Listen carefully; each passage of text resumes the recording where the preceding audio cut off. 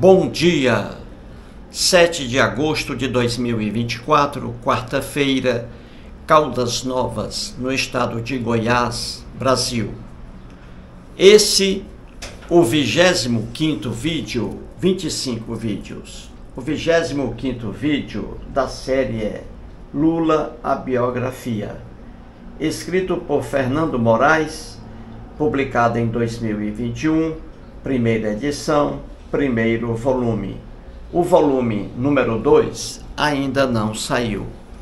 Estou aqui fazendo uma pequena série trazendo fatos relevantes ocorridos na vida de Luiz Inácio Lula da Silva. Para esse vídeo, vamos trazer a primeira derrota eleitoral de Lula. A primeira derrota eleitoral de Lula. Lula perdeu 4 eleições, uma para governador, a primeira derrota, e três derrotas concorrendo para a presidência da República Federativa do Brasil. A segunda derrota perdeu para Fernando Collor de Mello. A terceira derrota para Fernando Henrique Cardoso. E a quarta derrota para Fernando Henrique Cardoso novamente.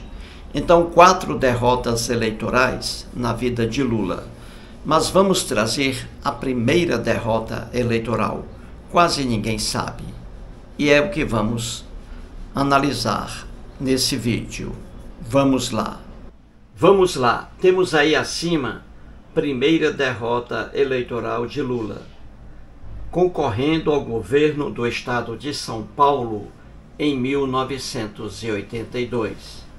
Vamos aí à esquerda, letra A. O presidente do Brasil, na época, ditadura militar, o general de exército João Figueiredo. Em 1982, ele já estava abrindo as portas para a democracia. E aí, o Figueiredo convocou eleições diretas, livres e secretas. Você vê aí, para governadores, vice-governadores, senadores, deputados federais, deputados estaduais, prefeitos, vice-prefeitos e vereadores. Essa convocação saiu no DOU, você vê aí. DOU é uma sigla, Diário Oficial da União, jornal do governo federal, Diário Oficial da União, um jornal que publica atos administrativos do Poder Executivo Federal. Então, essa convocação para eleições diretas, para esses cargos aí, foi publicada no Diário Oficial da União, no dia 19 de janeiro de 1982. Na letra B, veja aí, o PT lança quem? Lança Lula. O PT lança Lula, candidato ao governo do estado de São Paulo, e como vice ao cargo de... O PT lança Lula ao cargo de governador do estado de São Paulo, e como vice-governador, o advogado Hélio Bicudo. E na letra C, temos aí o acréscimo de Lula ao nome de Luiz Inácio da Silva. Muito bem, o nome próprio de Lula quando nasceu era Luiz Inácio da Silva. O pai dele, Aristides Inácio da Silva.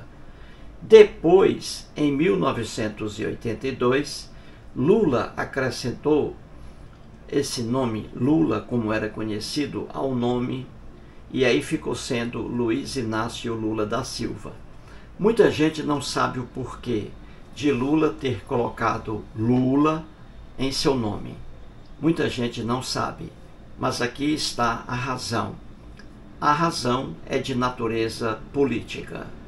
Naquela época, a votação era feita por cédulas. A votação era feita por cédulas. não havia a foto do candidato, não havia.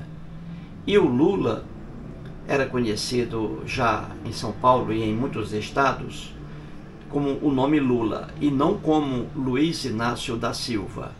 Então, integrantes do PT teve a ideia de levar Lula a colocar esse nome Lula em seu nome próprio, Luiz Inácio Lula da Silva, para que durante a votação, que era por cédulas, o eleitor não se confundisse, porque o eleitor não ia ver ali o nome do candidato dele.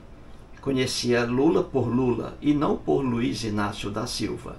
Então, para evitar confusão na hora da votação, o eleitor ali procurando Lula e não ia encontrar, porque ia encontrar Luiz Inácio da Silva e não Lula. E aí, os eleitores, muitos eleitores de Lula, poderiam perder o voto. Por isso, resolveram acrescentar no cartório Lula ao nome Luiz Inácio da Silva. E na cédula já apareceu o nome Luiz Inácio Lula da Silva. E aí facilitou a votação. Muito bem. Na época, Lula já tinha apoios de peso. Veja na letra D. O grande escritor baiano Jorge Amado, que morava na França, em Paris. Jorge Amado, de lá, comunicou que se estivesse no Brasil, com certeza votaria em Lula. O time do Corinthians, que é o time preferido do Lula, assumindo aí a liderança, Casagrande e o Vladimir se reuniram aí e aderiram à adesão. Eles aderiram, praticaram a adesão ao PT, ao Partido dos Trabalhadores.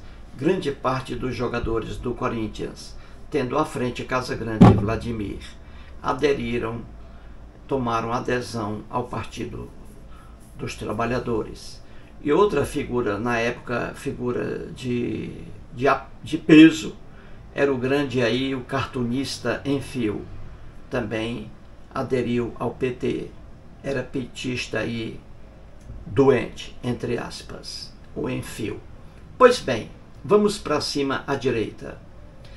Em 1982, os principais candidatos ao governo do estado de São Paulo estão aí, na letra E: Franco Montoro, Lula, Reinaldo, Jânio Quadros e Roger. Na letra F, pesquisa da Folha de São Paulo. No dia anterior à votação, no dia 15 de novembro, no dia anterior, dia 14 de novembro de 1982, quando Lula chega à residência dele, a esposa, Marisa Letícia, mostra a ele uma pesquisa que foi feita pela Folha de São Paulo, pesquisa de boca de urna. E nessa pesquisa, o Franco Montoro estava em primeiro lugar. Veja aí, na pesquisa, Franco Montoro com 44,8%. Em segundo lugar, Reinaldo, com 26,5%. Em terceiro lugar, Lula, com 12,2%. Em quarto lugar, Jânio Quadros, com 11,7%. E em quinto lugar, Roger, com 1,6%. Então a Marisa Letícia, a esposa de Lula, mostrou essa pesquisa à Folha de São Paulo ao Lula. E o Lula ali em terceiro lugar e o Montoro em primeiro. Quando o Lula viu o jornal, ele gritou dizendo que aquilo ali era uma farsa, era uma mentira da Folha de São Paulo, que ele não estava em terceiro lugar, que ele ia ganhar as eleições. E agora veja na letra G o resultado final. Quem foi eleito? Franco Montoro, em primeiro lugar. Na pesquisa da Folha de São Paulo, que Lula xingou, ele estava em terceiro lugar. E a Folha de São Paulo errou mesmo. Só que Lula, na votação, não ficou em terceiro lugar. Piorou ainda. Ficou em quarto lugar. E aí ele ficou arrasado. ficou arrasado, chorou muito porque perdeu a primeira eleição da vida dele. Chorou muito, quase que desistiu da política, mas depois recuperou-se. Então você vê aí como foi a primeira derrota eleitoral de Lula ao governo do estado de São Paulo em 1982. Muito obrigado.